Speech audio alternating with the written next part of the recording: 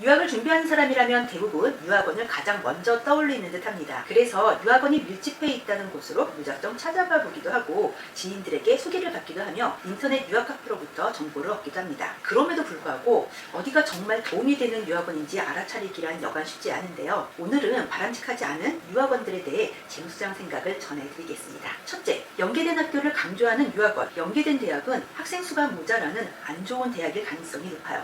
명문학교에서 굳이 왜 유학원과 연계해서 학생을 선발하겠어요? 대부분의 명문대학들의 합격률은 5에서 30% 정도밖에 안 될 정도로 전 세계에서 인재들이 지원 원서를 보내오고 있는데 말이에요. 그리고 무엇보다 특정 대학을 강조하는 유학원의 문제는 학생의 성적에 맞춰 학교를 추천하는 것이 아니라 어떤 성적이 학생이 와도 연계된 학교로만 학생을 보내는 것에 집중할 수밖에 없다는 것입니다.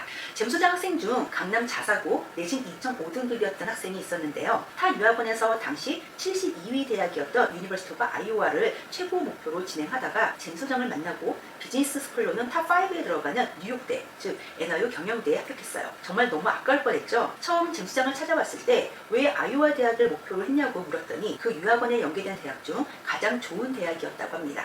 그래서 잼수장은 그 당시 그 학생에게 아이오와 대학 합격은 100% 보장해 줄 수 있고 최소 30-40위 대학으로는 보내주겠다고 해서 잼수장과 미국 입시를 준비하여 경영학과로는 최상위 대학으로 알려진 NYU 경영대에 합격하였습니다. 그리고 특정 대학의 한국 사무소도 정확히 알아보셔야 합니다. 광고는 본교를 내세워서 하고 입학은 분교로 한 후 추후 본교로 편입해야 하는 경우가 많아요. 이런 학교들은 한국 사무소라고는 하지만 본교와는 전혀 연계되어 있지 않고 분교만 계약되어 있는 경우가 대부분이라서 본교로의 신입학 자체가 불가능한 곳이 꽤 많습니다. 국내 대학의 경우 정시로 들어왔는지 수시로 들어왔는지 등 입학 전형에 따라 같은 대학에서도 나뉘어진다고 하는데 하물며 본교로 바로 입학한 학생과 분교를 통해서 편입한 학생은 당연히 같은 이력서가 될 수 없습니다. 마치 유명 주립대 분교는 조기 유학이나 국제학교 혹은 특목고의 국제반에서만 가능한 것처럼 설명하는 유학원이 있는데요. 절대 그렇지 않습니다. 물론 오랫동안 미국 입시를 준비한 학생들이 아무래도 입시 결과가 좋은 것은 사실이지만 국내 일반고를 졸업한 학생도 준비만 잘한다면 명문 주립대 분교에 신입하기 가능합니다. 일반고를 다녔고 내신도 안 좋은 학생들이라도 잼수장의 학생은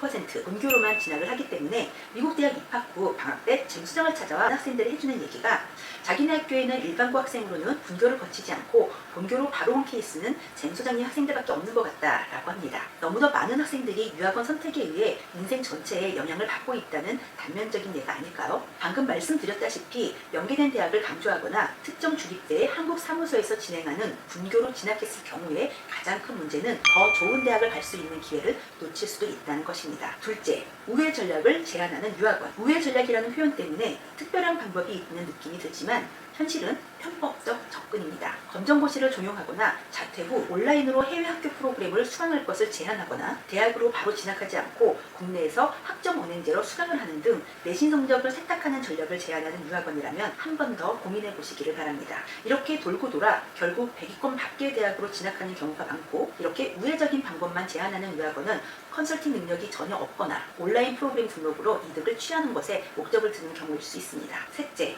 어학연수를 전면에 내세우는 유학원. 유학원이라고 하니 같은 업무를 하는 곳인 것 같지만 우리나라에는 두 가지 종류의 유학원이 있습니다. 하나는 정말 학위 유학을 진행하는 유학원, 또 하나는 어학연수를 전문으로 하는 어학연수 알선센터가 있죠.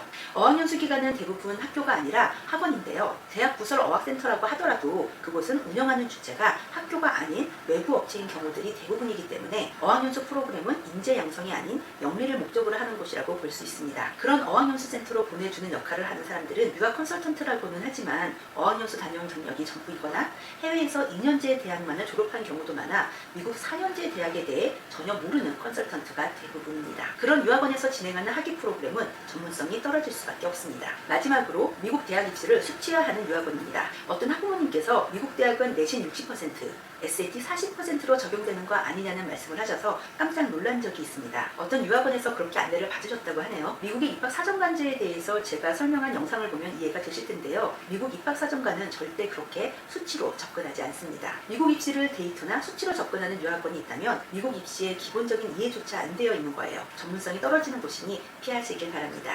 사실 잼수장도 유학원을 통해서 미국 유학을 가게 되었고 그 당시에는 인터넷이 존재하지 않았기 때문에 유학원으로부터 받는 정보가 학교와 전부였습니다.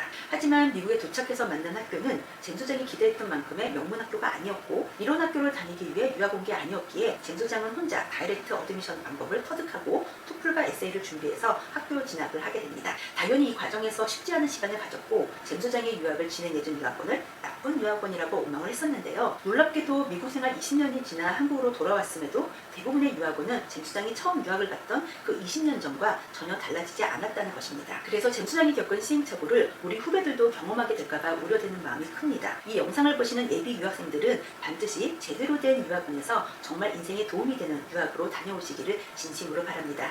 지금까지 생각의 각도가 다른 달다 잼 소장이었습니다.